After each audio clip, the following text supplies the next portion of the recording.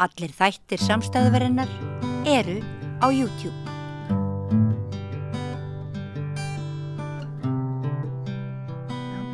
Komið sæl og verið velkomin í mannréttindaspjall við Rauðaborðið. Ég heiti Oddný Eir og til mín er komin okkar mannréttinda fréttaritari Arna Magnea Dangs, leikkona og mannréttinda aktivisti, áhættu leikstjóri og með meiru, kennari. Takk fyrir að koma til okkar í spjallið. Já, takk fyrir að fá mig, eina ferðin enn. Sko, mér langaði nú svona á eftir kannski að spyrja aðeins hver eru nýjustu fréttir hérna af transréttundum í trumpismannum. Já, því við höfum eiginlega, það er svona rauður þráður hjá okkur í spjallinu, en fyrst langaði mig að biðja að segja okkur aðeins frá grein sem þú skrifaðir og birtist í Vísi í dag í tilefni af kvennagöngunni. Þar sem að þú segir að margir hafa verið að fárast yfir því fyrstulega að þessi kvennaganga hafi verið skipulega því að kvenréttindi séu nú alveg bara í höfn og þurfa ekki verið að fárast yfir því.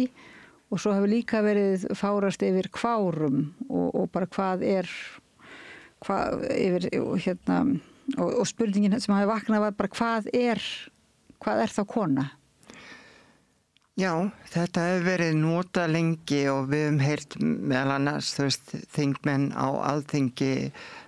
spyrja þetta, hvað er kona? Sérstaklega fyrir 2 árum síðan þá var breytingartillaga til laga að í staðinn fyrir að tala alltaf bara konur, þá þið talað leghafa í lagalegum skilningi. Og þá var mikið reiði hjá ákveðnum einstaklingum, sérstaklega karlmönnum, yfir því að það væri verið bara að útrýma orðinu kona og hvað kona stæði fyrir og það væri að vera að útrýma orðinu móðir og svo framvegis sem er náttúrulega bara, bull og vitleysa. Það er ekki að vera að útrýma neinu, það er yfirleitt verið að bæta við orðum. Og nú er það bara þannig í nútíma samfélagi að transkarlmenn sem ekki búin að fara í gegnum kynstaðfestandi aðgerðir, þar að segja, á kynfærum og eru ennþá með leg, að þeir geta gengið með börn og þeir vilja að því að þeirra kynvitund er karlæg og þeir eru karlmenn og þeir tilgreina og skilgreina sjálfan sig sem feður en ekki mæður, að þá finnst þeim þægilegra þegar þeir fara til dæmis til hjúkrunarfræðings eða ljósmóður í skoðun að það sé tala leghafa en ekki konur í því tilliti. Og alla götu síðan er búið að vera svona ákveðin krafa hjá ákveðnum karlmönnum fyrst og fremst það að það sé bara skilgreind hvað er kona og það sé bara fest niður hvað er kona. Og þeir segja að þetta sé gert þess að vernda konur og vernda stúlkur og vernda mæður, þeir nota það alltaf sem afsökun. En auðvitað er þetta bara ákveðin svona kúnatækni að heimta að eitthvað skilgrein sé fast. Í eitt skipti fyrir öll. Í eitt skipti fyrir öll. Og kvenleikin alveg eins og karlmennskan er breytilega eftir tíðarandanum og er ekkit svo sama 1870 og 1970 og síðan 2070. Þetta er stöðugt breytist eftir tískum og straumum og í feminismanum þá hefur verið skýr krafa feminista að hvorki orði kona né bara þessi tilvera að vera kona sé niður njörvað og skilgreint vegna þess að í þeirri skilgreiningu felst konin. Hvað er að vera kona? Er kona að vera berfætt og ólétt og bíða dreigimanninu sínum bljúg heima og spyrja hann hvernig dagurinn hans var á meðan þú ert að útbúa matinn með 3 börn á handleggnum og það 4. í maganum. Hvað er að vera kona og hver á að hafa það skilgreiningavald? Eiga karlmenn að hafa það skilgreiningavald? Svaraði náttúrulega nei. og þannig að eins og Judith Butler sem að eina mínum uppáhaldshetjum kvenréttindabaráttunnar og feminismans, að hún skrifaði að það skilyrðislaus krafa að hver og einasta kona út frá sjálfu sér og því sem hún hefur gengið í gegnum fá að skilgreina sig út frá sér, alveg eins og karlmenn gera það reglulega. Þeir eru stöðugt að skilgreina sjálfa sig út frá sjálfum sér og hvað að vera alvöru karlmaður, en það hvergi þessi krafa það að þetta sé bara niður njörvað. Og við heyrum, þú veist, að karlmennskan, hún svona meira flæðandi, hún meira í höndum karlmenna sjálfra, en enga síður, þar á bakvið líka leynist ákveðin kúin, vegna þess að innan karlmennskunar, þar sem að í kynjafræðinni tala sem eitruð karlmennska,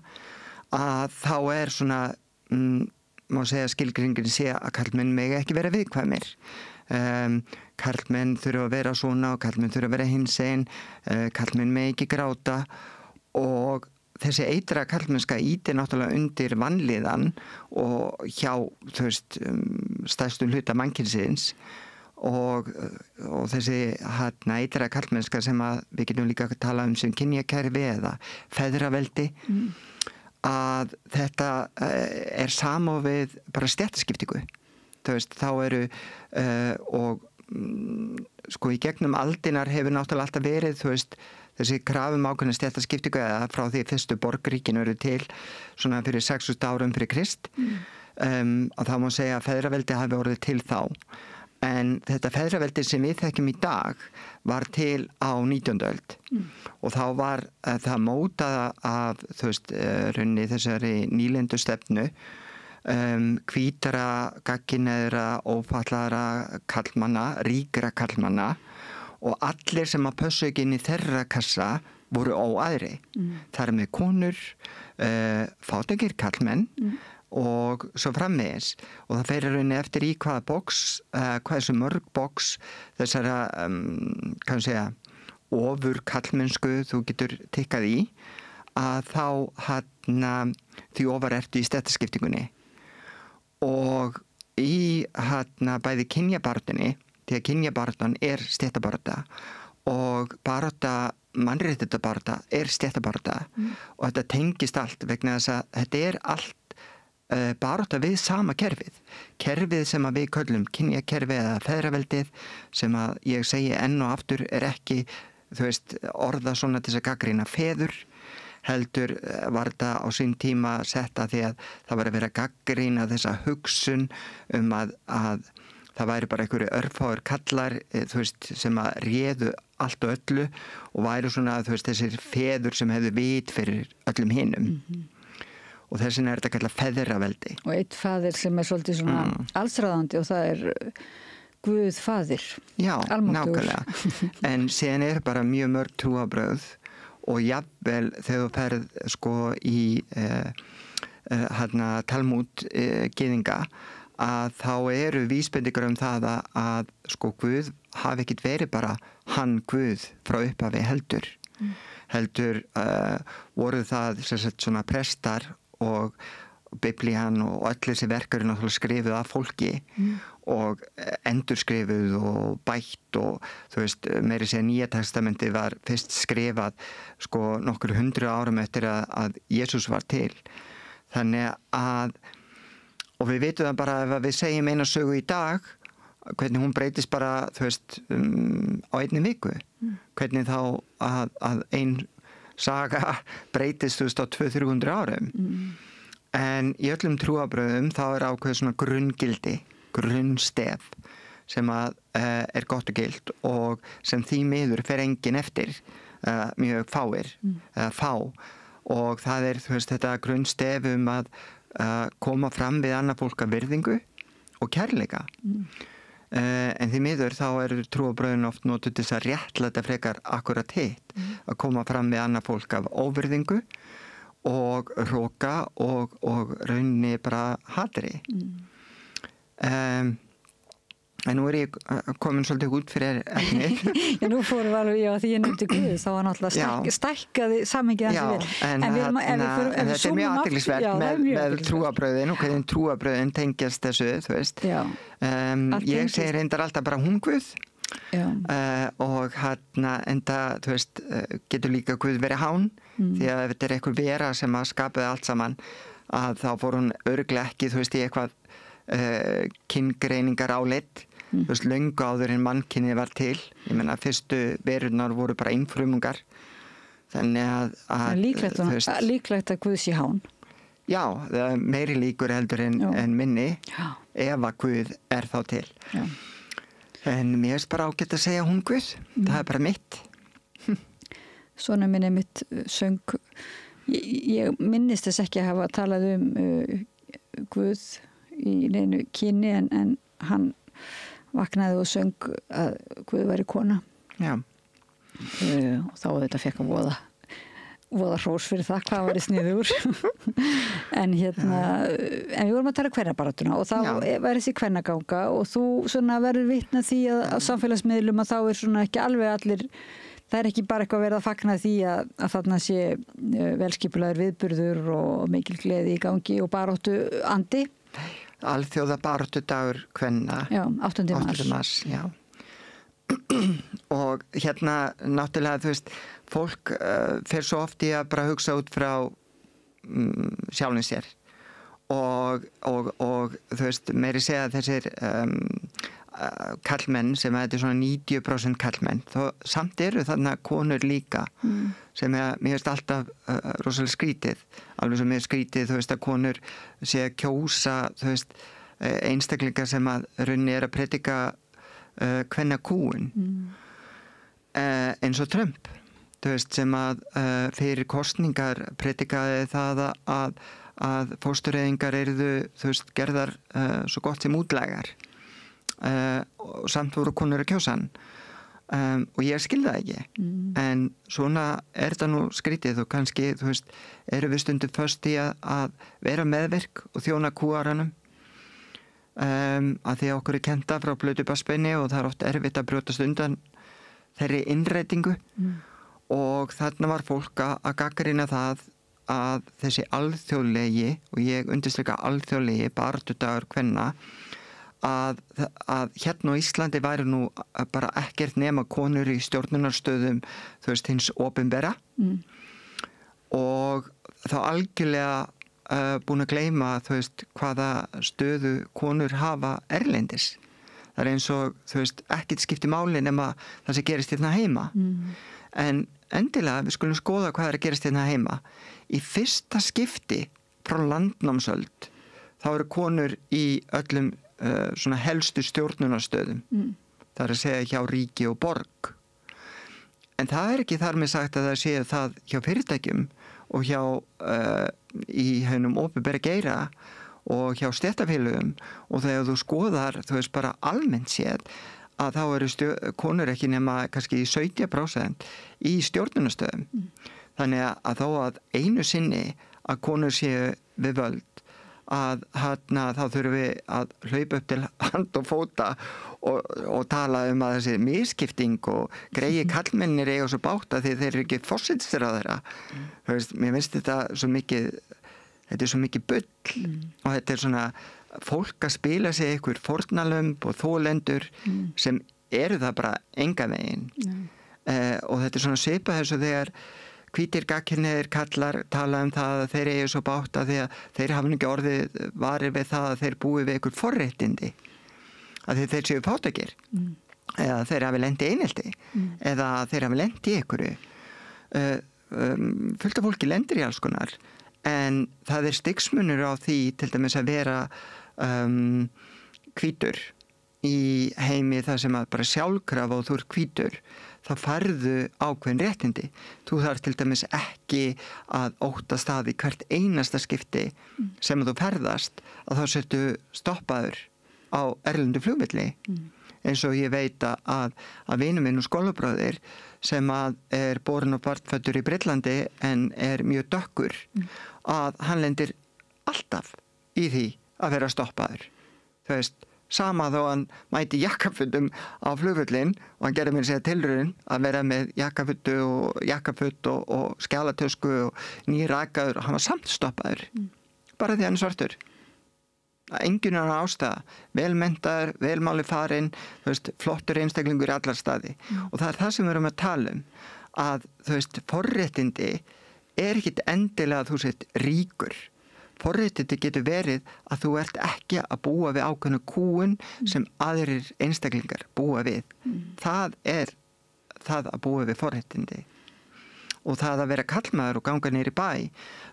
og þú ert kannski að fá þér í glas og þú ferð í glas og þú hefur engar ágjör af því þegar þú ert að labba út á stoppistöð. En að vera kona sem fer niður í bæ, þú ert stöðugt að passa glasið þitt af því þú ert skítrædd að einhver setji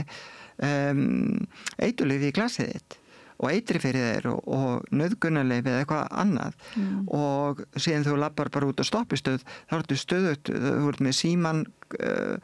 í hendinni, þú er með lyklan í hendinni, þú heyrir eitthvað labba fyrir aftan þig og þú fyllist ótta og skelfingu vegna þess að þú veist ekki hvort að þessi sem er að labba fyrir aftan þig sé að ráðast á þig ekki.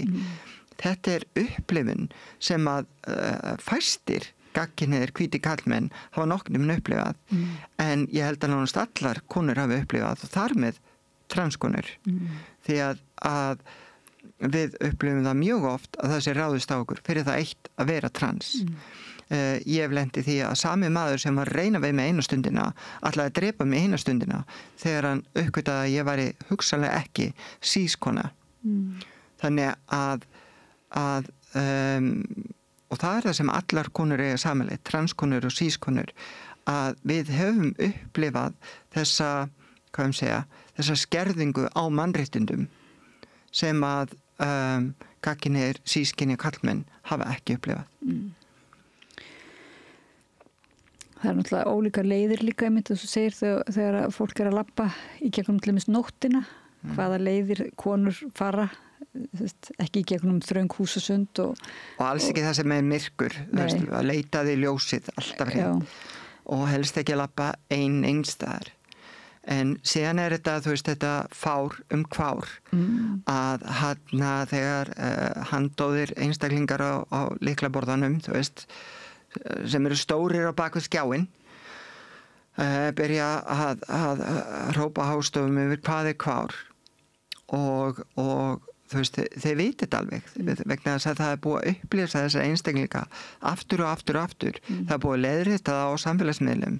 en þeir vilja ekki læra og að þeir vilja halda fast í hatrið því að hatrið veiti þeim kannski einhverja þeim líður eins og þau séu stærri eins og þau séu meiri þeir eru búin að velja sér málstað og þeir eru tilbúinir að rauninni bara deyja á þessari hæð fyrir þennan málstað að vera málsvarar hatursins En er þetta þá svona er þetta þá karlmenn sem segja við erum búnir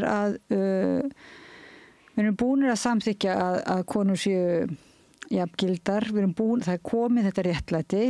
og hvað þurfum við þá að vera eitthvað að biðja með eitthvað meira, líka eitthvað kvár og líka meira og meira. Er þetta svona tónnin eða? Þetta er tónnin og þeir segja að koma yfirleitt með svona eitthvað eins og það sé að konur þurfa að sanna og þá kynsegin fólk líka að þau þurfa að sanna að þau séu ekki komið jafnrétti. Þannig að þeir leggja þetta yfirleitt fram eins og segja mér hvaða réttindi þið hafið ekki sem að við höfum. Sanniði að þið séu kúaðar. Og þetta er náttúrulega þetta er svo ríkt í og hluti að þessari skaðlegu karlmennsku og þessu kynjakerfi sem við búum við að konur þurfa og kvár þurfa alltaf að sanna þegar það eru beittar misrétti eins og kona sem verður fyrir nauðgun hún þarf að skilin áverkavottorði hún þarf að sanna að það hefur verið ráðist á hana hún þarf að sanna að þessi áverkar á sér og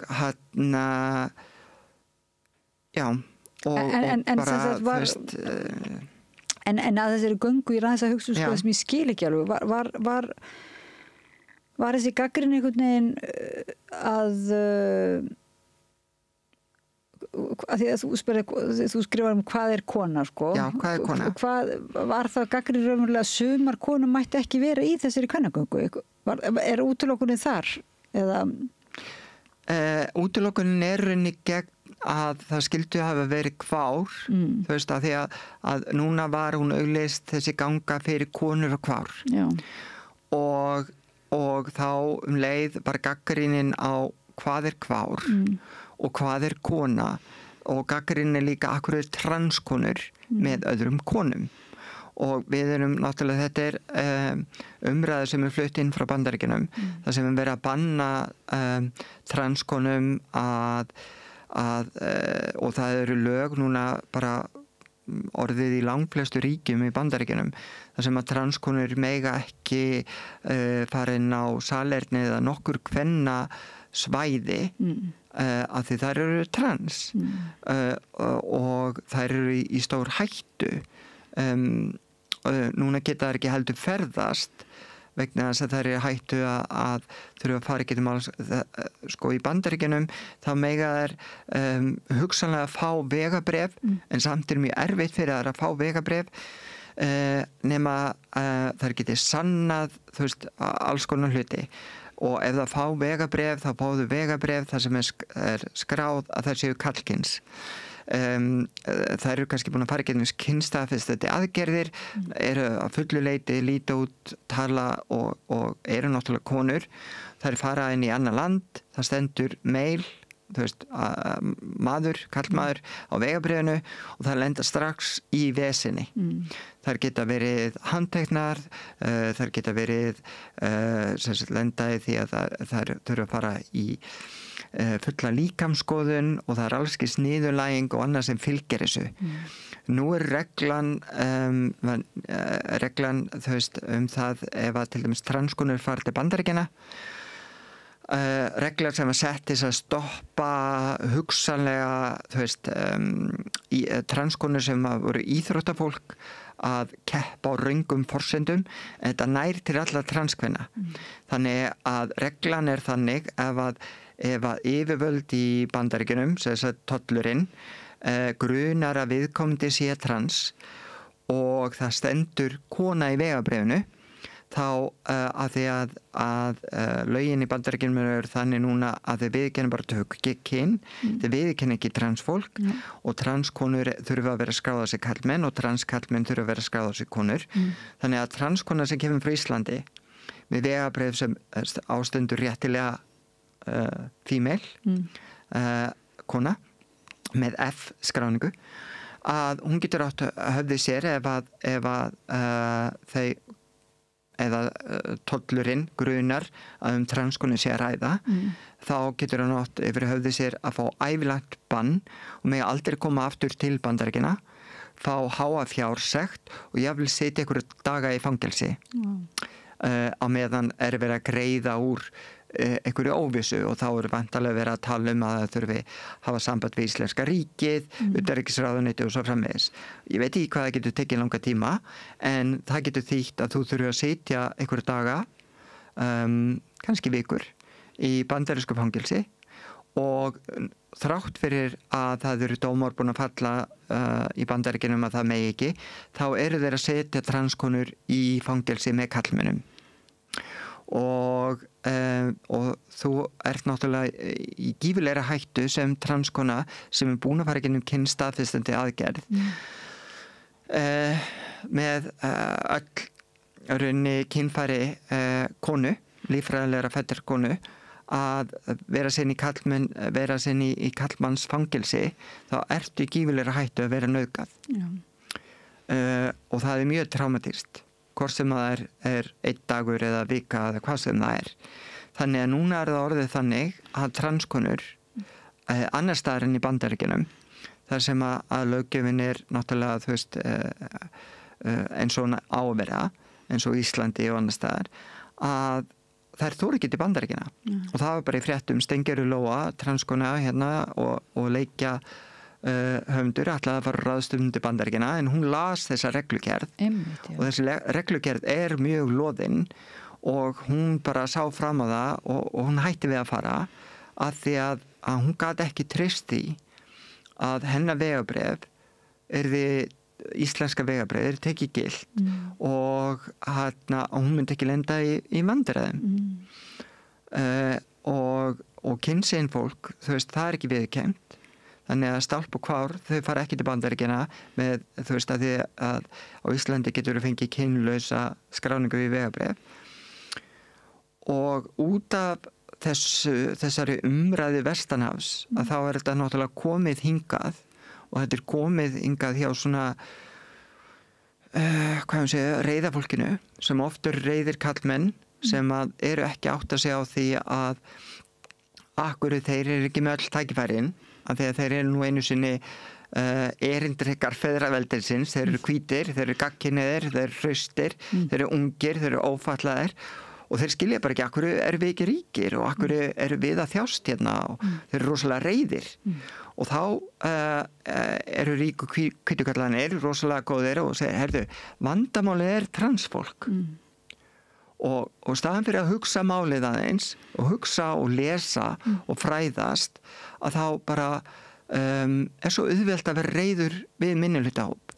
og reiðin bitnar þá á transkonum og bitnar þá á kynsegin fólki og þá kemur þessi umræða hvað kona og hvað í anskotunum kvár og það vera kvár eða stálp sem eru tiltölulega nýleg íslensk orð að og bara frábært að tungumálið okkar skuli vera svona duglegt að koma ný íslensk orð og því bara að það kynsegin einstaklingur sem samsvara sig ekki því kyni sem að viðkomandi einstaklingi var úthlutaði fæðingu og samsvara sig hvorki kallkyni eða kvenkyni og kannski flæðandi þarna á milli eða bara algjörlega fyrir utan þessa ramma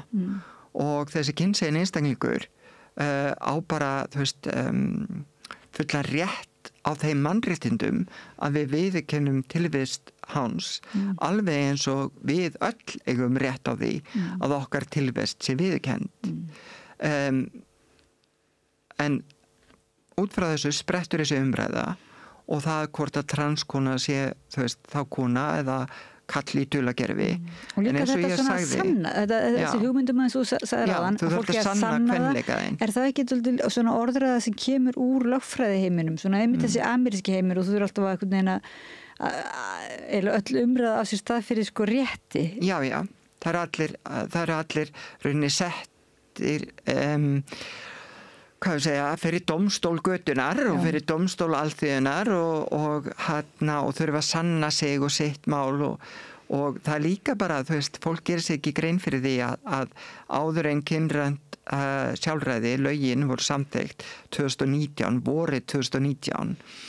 þá þurfti transfólk að sanna sjálft sig í tíma og ótíma bara gegnum alls konar rannsóknir hjá sálfræðingi, geðlæknum og öðru læknum til þess að staðfesta og sanna að við vorum það sem við erum og það hefur fáir ef þá nokkur einstaklingur barist jafn mikið fyrir því að fá að vera hún, hann eða hán sjálft eins og transfólk og fyrir mig, svo ég tala nú út frá mínum persónulega reynsluheimi og þetta það sem að kynjafræðingar erlendis og feministar hafa bent á eins og Judith Butler að tilvist transkonu og reyndar kynsegin einstaklega líka en sérstaklega transkonu gífurleg móðgun við feðraveldið og ein mesta móðgunin sem að svona mesta og fyrirgefðu orðbragðið og þeir verið þá bara klippið út og svona mesta fuck you gagnvart feðraveldinu sem til vegna þess að ég sem að fæ úthlutað og gefins að vera ófatlaður, hvítur, gagnkynhneigður kallmaður ég afneita þessu öllu ég afneita kynhneigðinni að því ég ekki gagnkynhneigð ég afneita því að ég sé kall og síðan þegar ég fæ greininguna sem einhver þá ég í rauninni afneita því ég sé ófötluð þó samt finnst mér það að vera að kalla einhverfa fatlaða finnst mér ekki alveg rétt vegna þess að þetta rauninni bara eins og að keyra á öðru stýrikerfi svona eins og Android og Apple og en þú veist þannig ég bara lifandi svona móðgun gegn feðraveldinu og ég get alveg sagt það að í 30 ár vissi ég ekki hvað ég var. Ég vissi alltaf innst inni að ég átti að vera kona og ég var kona en ég hélt að það þýddi allt annað. Ég út frá trúnni þá hélt ég að sálin mín hefði bara farið í ranga líkama. Að því ég var alin upp í þú veist kristinni trú og ég var alin upp á trú og sál. Og þannig að ég var alveg með það á hreinu að sálin hefði farið í vitlausar líkama. Og síðan náttúrulega var ég alin upp við það að kynhneigðin mín að því ég laðast ekki bara að konum að það veri rangt og það veri rangt gagnvart Guði. Þannig að þú veist maður alveg við alls konar skömm og sektarkennd og maður þarf að vinda ofan af þessu öllu. En ég var alltaf kona, hef alltaf verið kona, mun alltaf verið kona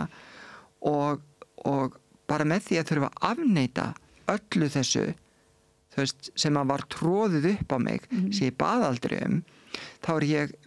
bara með minni tilvist leið að afneita kynjakerfinu, að afneita feðraveldinu og það þolir feðraveldi ekki. Og það þolir ekki, þú veist, þessi ríku, hvítu, gagnkynhneigðu kallmenn. Það ekkert sem að fer jafn mikið í taugana á þeim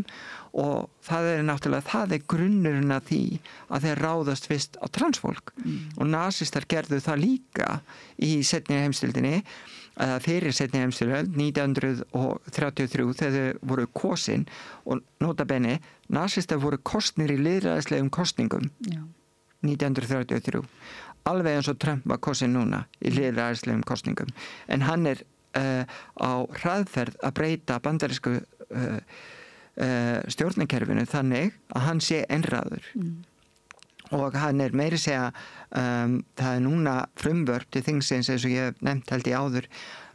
það að hann geti setið fleiri en 2 kjörtímabil sem rauninni nákvæmlega saman Putin gerði í Rússlandi það líka núna og mér langar að koma inn á það að því að þú veist árás og transkonur árás og allar konur þó að konur haldi og trúa að þetta sé þú veist verið að venda þær það sko alls ekki verið að venda þær vegna þess að það var frumvarp sem betur fyrir fór ekki í gegn þar sem að það átti að lögfesta það til þess að sannreina að engar transstúlkur væri í íþróttum þá mætti fara fram kynfæraskoðun á ungum stúlkum alveg niður í þú veist 6 og 7 ára gömul börn kynfæraskoðun og þú getur ímyndað hvað það traumatískt og þetta átti að gerast að bara þú veist þjálfurum og í sumtilvikum karlkyns þjálfurum innan íþróttarhreyfingarinnar og þessi lög fóru ekki í gegn og þetta átti að gerast þess að koma í veg fyrir að einhver transstúlka færi í gegn en til þess að setja þetta í samhengi að það eru 520.000 konur að keppa í afreiksíþróttum á hinum ýmsu stigum í Bandaríkjunum og þá svona það sem við kallum high school og college þú veist stigunum sem þá frá 14 til svona 22 af þessum 520.000 stúlkum eru 10 sem eru trans þannig ógnin gagnvart transfólki engin aftur á móti þá eru fleiri hundruð ógnin engin sem að transfólki ógn sem að hinum konunum ógn við hinum að þú ert að segja að það væri raunverulega verið að sannfæra konur að það væri þeim til heilla að skilja þær frá transkonum ekki? Það svona orðræðan að það sé raunverulega gott fyrir þær að skilgreina þetta þannig orðræðina, það alltaf verið að gera þetta til að venda konur og börn og stúlkur en þú veist, það bara ekki staðreyndin og bara þegar við skoðum staðreyndina, þú veist, bara nú nýlega var fyrirverandi svona trúarráðgjafi Trumps til margra ára sakfelldur fyrir að nauðga 12 ára stelpu. Þannig að, og ef þú skoðar tölfræðina, 93% af kynferðisglæpum á stúlkum undir lögaldri eru hvítir gagnkynhneigðir karlmenn. 93%. 6% eru síðan karlmenn af öðrum kynþáttum, gagnkynhneigðir og þú veist, og síðan restina tölfræðinni og það innan við 1% eru síðan konur. Ekki ein einasta transkona inn í þessu tölfræði, ekki ein og ekki ein einasta dragdrottning heldur. Nei. En núna eru sérst lög í IHOA sem búið að staðfesta, búið að gera það verkum að það búið að afnema öll réttindi transfólks. Þessi lög eru samt sérstaklega miðuð að transkonum. Þannig að transkonur hafa engin borgarlega réttindi í IHOA á borð við, þú veist, aðra konur. Og þetta bara eitthvað sem gerist núna? Já, það eru 2 vikur síðan. Nú lög í Texas, frumvarp sem að vonandi verður ekki samþykkt, en það samt frumvarp og það búið að leggja það fyrir þingið, þar sem að það að vera trans verður gert refsivert. Og þetta lögin eru kölluð, sko, þetta á að vera gegn sviksemi, anti-Freud law, veist, en þegar þú lest lögin þá snúast þau það að ef að ykkur sýnist vera annað en það kyn sem viðkomandi var skráð við fæðingu, þá geti sá en sami einstaklingur átti yfir höfði sér alltaf $10,000 sekt og 10 ára fangelsi. Fyrir það að vera legari, raunverulega? Já, fyrir að vera legari. Sem náttúrulega sérstakt af þessi viðsnúningur sem á því stað alltaf, af því að þannig náttúrulega Trump-stjórnin ég meina, það svo mikla legar sem að liggja baki raunverulega öllum aðgerðum. Já, en síðan sko það sem ég ætlaði að tala áðan, SAVE Act, sem fyrir bandaríska þinginu. Já. Að það samanskapið, þetta á að vera til að venda gegn sviki við kosningum og krefst þess að allir sem kjósa að þegar komið skilríki þá þurfum við að hafa 2 skilríki og annað þeirra skuli vera afreita fæðingavottorði og fæðingavottorðið og núverandi skilríki þurfa að sína sama nafn og sömu kynskráningu. Þarna náttúrulega verið að útiloka transfólk, en þarna líka verið að útiloka allar giftar konur sem að hafa tekið upp nafn eiginmannsins, vegna að þær eru með annað nafn á fæðingaskírteininu heldur en nafn eftir giftingu. Og þegar þær eru með vegabréf eða segjum einhvers konar persónuskilríki sem að hefur verið gefið út eftir giftingu, þá ekki samræmi á milli þess skírteinis og fæðingavottorðins, sem að þýðir það að það orðið erfiðara bara fyrir konur, allar konur sem eru giftar, að kjósa. Þarna semst aðgerð sem beinist kannski upphaflega gegn transkonum eða hvað? Já, eða kannski bara beinist þetta gegn öllum konum, vegna þess að það verið að gera það erfiðara fyrir konur að kjósa. En einhvers þar heyrði maður að þarna væri möguleiki til þess að segja konunum sem eru sem sagt, með nafn mannsins, eiginmannsins,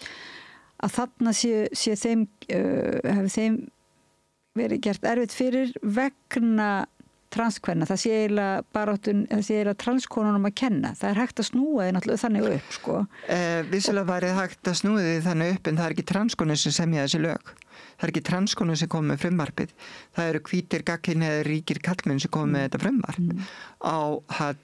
þingi, þú veist, Bandaríkjanna. Og það eru þeir sem eru að reyna að koma þessum lögum í gegn til þess að hnekkja á og skerða mannréttindi sem ætti að vera sjálfsögð mannréttindi, þú veist, minnihlutahóp sem ef við tökum bara transkonur sem innan við 0,5% af mannkyninu og 0,2 til 4% af bandarísku þegnum. Þú veist, við erum ekki að tala stærri hóp en það. Nei, en ég að hugsa eins og þegar að var öryggis aðgerðnar allar í kjölfarið á turnunum, á turnaárásinni, að það náttúrulega var þetta sagt að þetta væri til þess að almenni borgarar þyrftu að láta yfir sig ganga eða gangi gegnum þessi erfiðleika eða þessi óþægindi sem er svona aukið öryggistékk og með alls konar allir þurfti að sanna sig svo mikið. Það náttúrulega hefur ekki þú veist, það náttúrulega hjálpaði mjög mikið til við að ala á ótta við þessa hryðjuverkamenn einhverja og búa til þennan óvinn.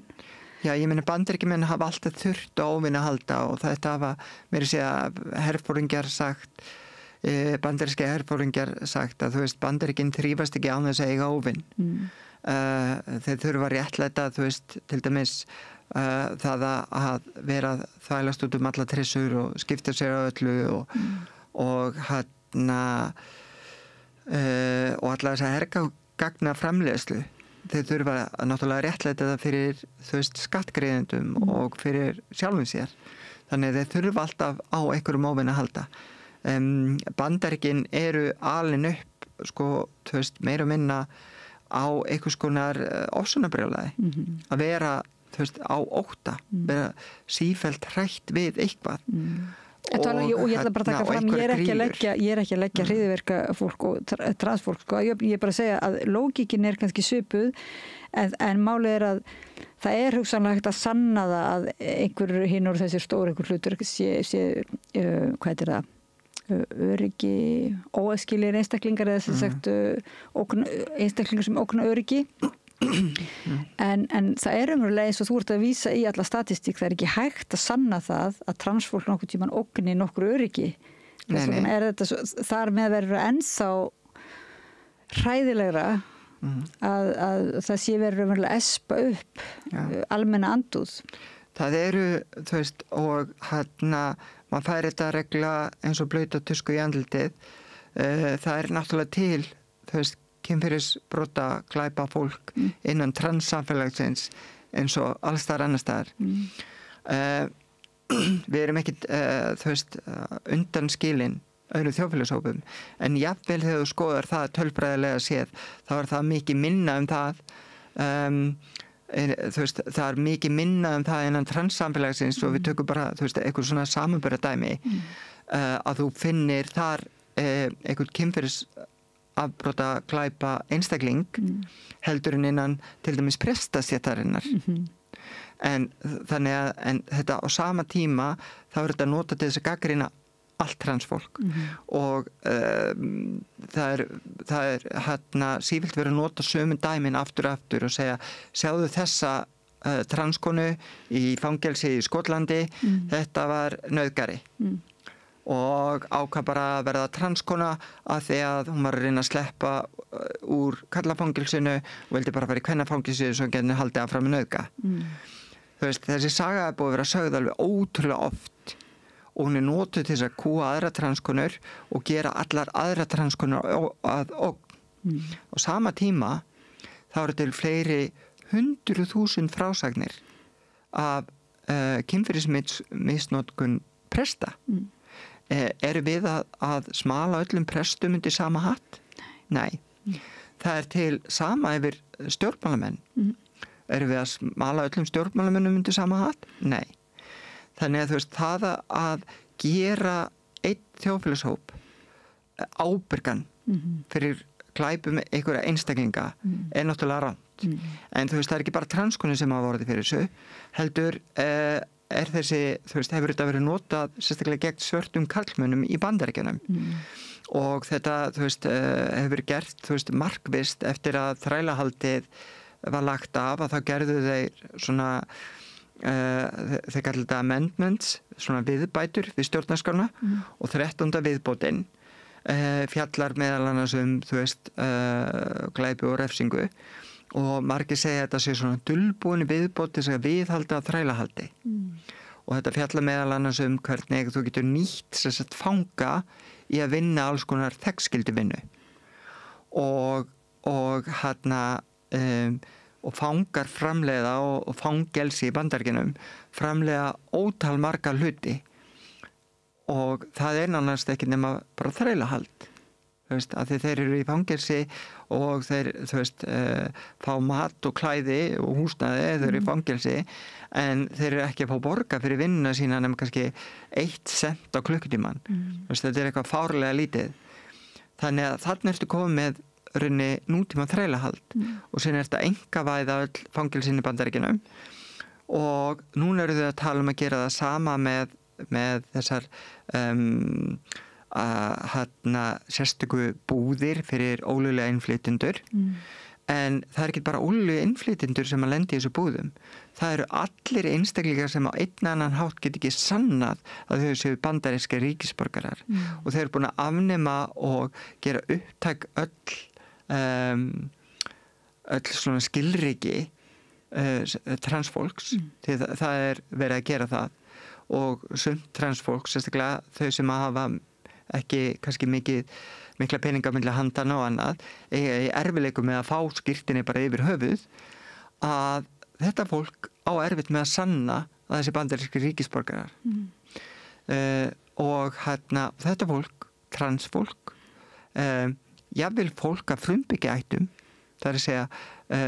Indíán og Norður-Ameríku er að lenda núna í búðum fyrir ólöglega innflytjendur og þetta er ekkit annað en þrælabúðir og þetta er ekkit annað en nokkurs konar útrýmingabúðir í anda nasista seinni heimsstyrjaldarinnar og þetta er að gerast fyrir framan augun á okkur og við verðum að taka þetta alvarlega og við verðum að segja bara þú veist hingað ekki lengra og ef fólk er að segja þú mátt ekki bera þetta saman með nasistan akkur ekki, akkur má ekki bera þeir gera nákvæmlega sama þetta er algjörlega eftir leikjabókinni Þetta sé nú mál manna að það sé nú ymmit ansið tímabært að bera saman og reyna að læra reynslunni Já, ef að við erum ekki það er, ég menn ekki hver skrifaði það en það er gott setning sem segir að hver sá og hver sú sem lærir ekki af sögunni er dæmd til endurtakana En það er eitthvað þarna sem að gefur leyfi hérna upp á Íslandi í staðan fyrir við séum að gaggrina kannski duglegri við að gaggrina það sem á sér stað og átt okkur á því að það skiptir líka máli hvað við segjum, eins og þú segir og að við séum að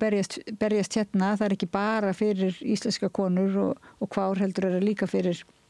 í heiminum, sína samstöðu að þá er það öfugt að það er eins og eitthvað leyfi sem að menn fá hérna til þess að úthúða sem sagt fólki sem er að koma saman í gleði og berjast fyrir réttindum sínum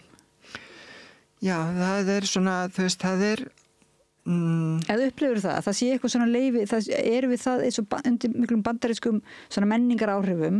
á samfélagsmiðlum að þú sérð beilinni svona áhrif inn í orðræðinu hérna Klárlega. Ég meina hatrið hefur bara vaxið í veldisvexti síðan hann var kjörinn og eftir að Zuckerberg ákvað að afnema þessa öryggisventla sem þó voru varla að virka hérna á Íslandi þegar þú veist það var sama hvað maður kærði að hatursorða það var ekkert gert í því og ég held að sumuleyti að það veri vegna þess að skildu bara ekki íslenskuna að núna máttu segja hvað sem er nú máttu fara á netið og skrifa hvað sem er áðins að það veri fordæmt þar samkvæmt íslensku lögum þá getur þau náttúrulega kært ýmislegt en það þarf þá að vera skýrt það er hægt að hóta alls konar hlutum undir rós eins og ég hef orðið var við og hef upplifað á einu skinni að þú veist, mér hefur verið að hóta líflátiðina því að það var ekki, þú veist, viðkomandi sagðist ekki að hann ætlaði að koma og drepa mig að þá var það ekki nógu skýrt þess að ég geti kært viðkomandi og sanna það Nei, að því að sönnunarbyrðin er svo gífulega sterkt á þolendum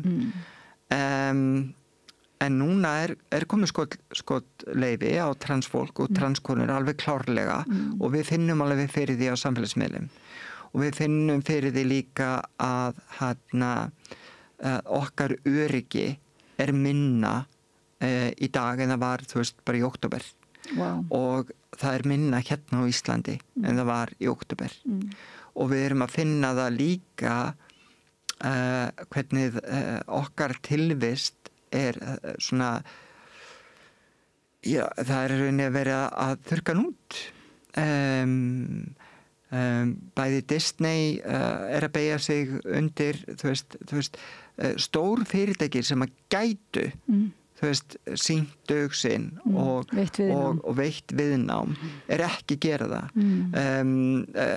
transkarakter sem átti að vera í Disney teiknimyndaþáttum sem var búið að skrifa sér trans og var með þess að komin í framleiðslu en var ekki búið að birta, var allt einu, þú veist, það var senkað útgáfinni og þessum karakter var breytt úr því að vera trans í að vera kaþólsk. Þú veist, fyrsti svona trúarkarakterinn hjá Disney yfir 20 ár. Og transkonur sem hafa verið, þú veist, í leiklist og bíómyndum og ýmislegt annað, það bara oft, þær eru ekki fá nein hlutverk. Frægar transkonur hafa skrifað það að síminn hefur þagnað og þær eru ekki að fá tilboð og þær eru ekki að fá eins og viðtal eða nokkuð skapaðan hlut, þær eru bara ósýnilegar. Ég sjálf sem leikona hef alveg orðið var við það, ég orðin ósýnileg. Það bara ekkert að frétta. Þið voru að frumstýra mynd? Já, ég meina, þú veist, ég mjög stolt af þeirri mynd og þessi mynd á eftir að marka og ég alveg viss það á eftir að marka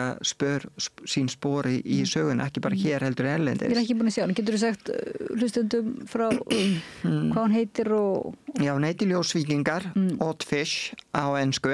sem að mér fannst mjög viðeigandi að því að mér fannst ég alltaf vera einu og öðruvísi þegar ég var alveg upp. Og líður þannig oft ennþá, þar sem að ég eina örfáum svona transmanneskjum af minni kynslóð hérna á Íslandi. Þannig að það mjög auðvelt að svona upplega sér svolítið einu og öðruvísi en hún einstakling, 2 vini sem að reka fiskveiðistað á Ísafirði æsku vini og annar vinurinn sem að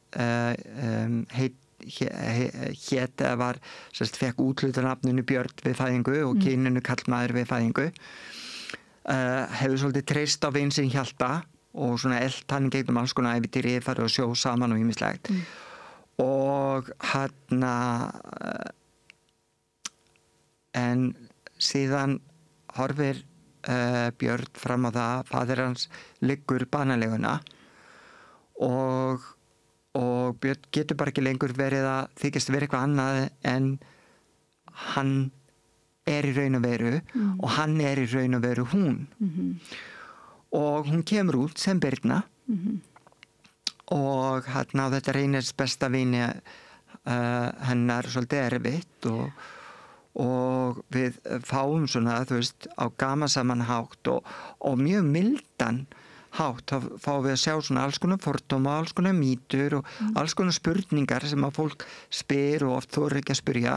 að þetta kemur fram í myndinni og þetta gert á svo kærleysríkan hátt án þess að vera með einhverja sleggjudóma eða fordóma á hvort veginn sem og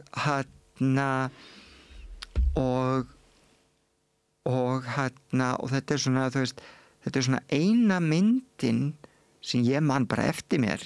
þar sem við sjáum sögu transkonu þar sem þetta ekki bara allt eimd og volaði og hún deyr ekki í myndinni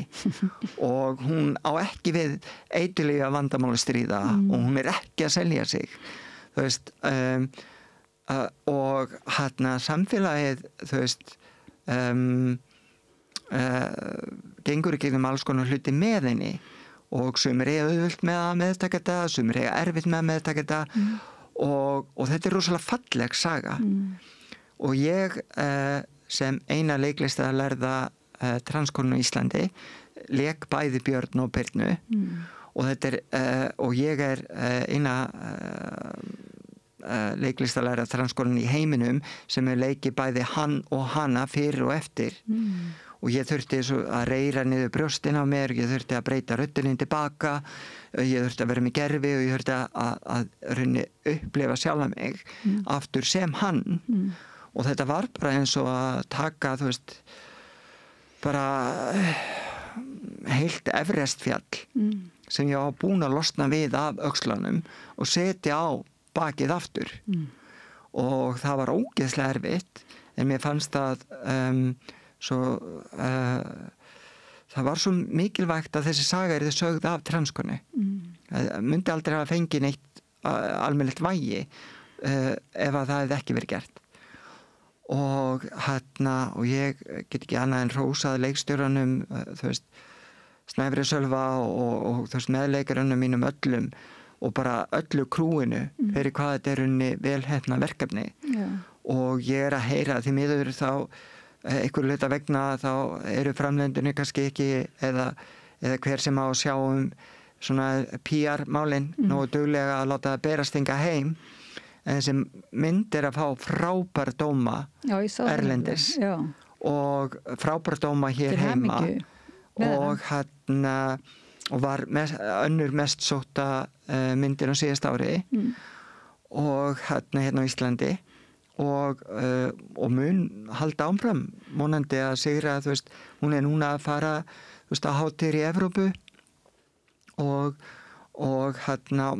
það verið að óska eftir henni út öll Bandaríkin ég ætla ekki að fara til Bandaríkina þú veist, ég mun lenda í fangelsi og útrýmingabúðum ef ég fer þangað en þú sendir myndin fer fyrir þig en myndin fer fyrir mig og hún að fá gífurlegt lof og ég að fá gífurlegt lof erlendis en ég verð ekki vör við það allan ekki, þú veist ekki ég að fá neinn tilboð hérna heima en þú veist já, en ég viss að fólk innan kvikmyndaiðnaðarins örugglega með sínar ástæður og sínar afsakanir fyrir því að ég ekki að fá tilboð sko alveg eins og áður en ég kom út þá var ég að vinna þú veist á fullu sem bardagaleikstjóri og það voru þú veist og eftir ég kom út þú veist þá bara hættu sumir leikstjórar og sumir leikstjórar bara þú veist hafa ekkert viljað neitt með mig hafa eftir ég kom út úr skápnum og ég misti þú veist verkefni út af því að ég var transkona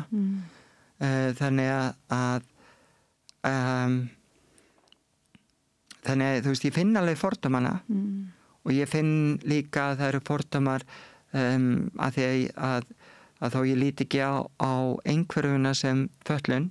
að þá ég með flókna áfallastreituröskun vegna þú veist líkamlegs, andlegs og kynferðislega ofbeldi sem ég orðið fyrir í æsku og og ég hef alveg orðið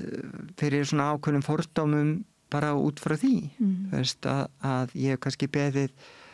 leikstjóra þú veist að vinna ekki með ákveðu ofbeldi í spuna að því ég bara þólið það ekki og þú veist koreografi þetta þú veist eins og krafin orðin erlendis þú veist það krafan með nándaþjálfun að það sé gert allt í samvinnu við leikarann og það sé gert án þess að stuða leikarann og án þess að koma honum eða henni eða háni í tilfellilegt uppnám og valda sálrænu tjóni og ég var rauninni bara að fara fram á það en fekk það bara eins og blauta tusku í andlitið að hún gat ekki unnið með svona þar segja hún gat ekki unnið með svona föllun hún gat ekki, þú veist það var að vera að skerða hennar listræna frelsi þú veist, maður fær svona Er ekki góð tilfinning þá að þú sagðir að eiginlega þín tilvist væri nú einhvers konar fokkjú við feðraveldið, svo ég segi það aftur, er ekki svolítið gott að svona fokkjú sé á leiðinni, sé bara að gera það gott í Bandaríkjunum, einmitt kannski þar sem að feðraveldið er orðið ansi eitrað. Já, ég held að þessi mynd og fleiri myndir, þú veist, það sem er verið að sýna, þú veist, raunni, sérstaklega sem er verið að sýna transkonur blómstra. Því ég held að fólk átti sig ekki á því að, þú veist, að mér var útlutað við fæðingu öllum forréttundunum sem fylgir því að vera hvítur gagnkynhneigður karlmaður. Það var það sem ég átti að vera. Og það var, þú veist, þegar fólk sá að ég var kvenleg og þú veist, var ekki að haga mér eins og ég átti að vera, þá átti að berja úr mér homman með góðu og illu og ég vil, þú veist, frelsa mig með biblíunni. Og þessi fólk átti sig á því að þetta var aldrei, þú veist, forréttindi fyrir mig. Þetta var bölvun fyrir mig og þetta, þú veist, það að komast undan þessum forréttindum og þessu feðraveldi og fá að vera ég sjálf, það var frelsunin og það voru mín forréttindi að hafa fengið að fæðast á Íslandi þar sem að á endanum var mér mætt með skilningi og samúð og ég fekk að fara í gegnum ferlið og fekk að verða ég sjálf. Og fyrir það ég ævirendi þakklátt og transteiminu og samtökunum 78 og öðrum sem að hjálpuðu mér á þessari vegferð og og öllum vinkonum mínum og sískonunum sem að stuttu mig í gegnum tíðina. Ég var ekki hér án þeirra og Píeta samtökunum svo ég svona haldi áfram með þakkaræðuna en og sonum mínum því að þú veist þeir voru náttúrulega mín mesta stóð og stytta og þú veist það að þegar þeir byrjuðu að kalla mig mömmu, þú veist, gleðin ólýsanleg. Þegar barnið þú veist, kynjaði rétt og kallaði mömmu. Og ég get alveg sagt að ég margfaldsinnum betri mamma en ég var nokkuð tíman sem pabbi. Og og ég svo miklu sáttari og hamingjusamari í eigin skinni heldur en ég var nokkuð tíman þegar mér var útlutað þessu forréttindum. Þannig að ég get sagt það og kannski þess vegna hatar feðraveldið transkonur. Ég get sagt það að þessi svokölluðu forréttindi eru rauninni bölvun sem að kaffara og eitra fyrir okkur öllum. Þú veist, 99% mannkyns. Þar með karlmönnum tali líka. Það bara 1% sem að græða á þessu. Og þar með sagt tengingin, þú veist, á milli baráttu transkvenna, baráttu allara kvenna, stéttabaráttu, mannréttindabaráttu og þú veist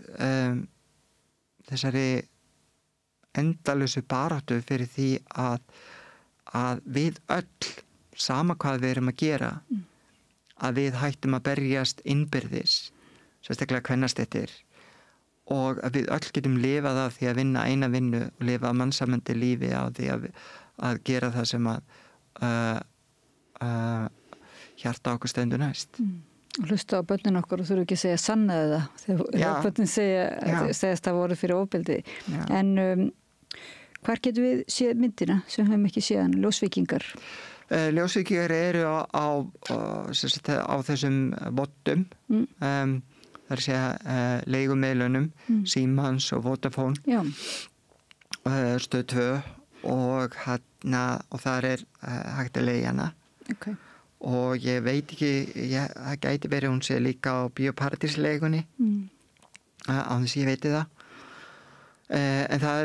náttúrulega hægt að stilla hana þannig að hún með enskum texta, hún ekki með ensku tali. Hún var bara tekin upp á íslensku. Og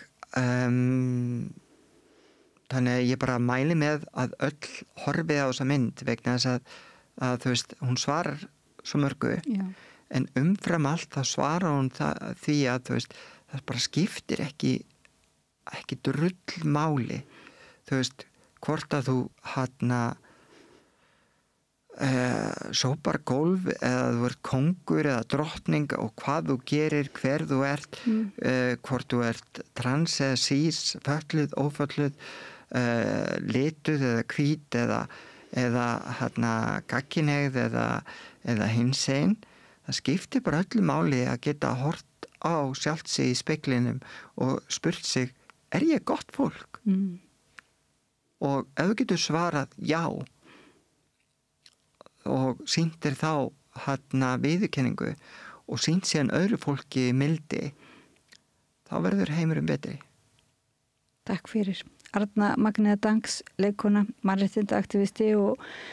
mannréttindafréttaritari okkar hérna við rauðaborðið. Ég ætla að vera búin að sjá myndina þegar ég hitti þið næst. Ég var komin aftur sem fyrst hlustendum ára og þakka ég kærlega fyrir að vera með okkur í spjallinu. Laufey Líndal Ólafsdóttur